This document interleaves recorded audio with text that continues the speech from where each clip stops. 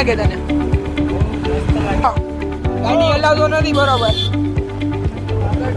10-20 હલાવે છે ને આપણે 5 પ્લેન રાહ જોવે છે આપણો ભાઈ.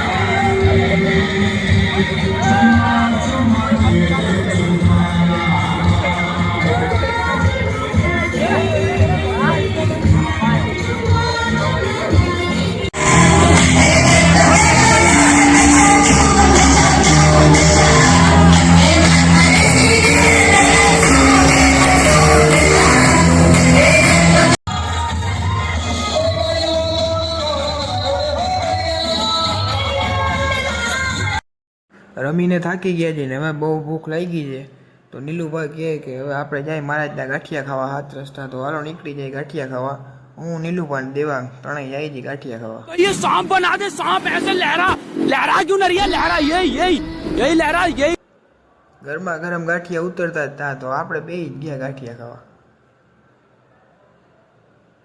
ગાંઠિયા બાઠિયા ખાધા ને આપણો બ્લોગ આયા ને આયા પછી પતાવી નાખ્યો દીપુ